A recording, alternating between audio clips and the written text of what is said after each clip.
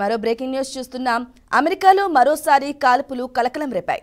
Georgia బొంబో కౌంటీలోని ఓ పాఠశాలలో జరిగిన కాల్పుల్లో 4 విద్యార్థులు మృతి చెందగా 30 మందికి పైగా గాయపడ్డారు. భద్రతా సిబ్బంది గాయపడిన విద్యార్థులను హెలికాప్టర్లలో హుటాహుటిన ఆసుపత్రులకు తరలించారు.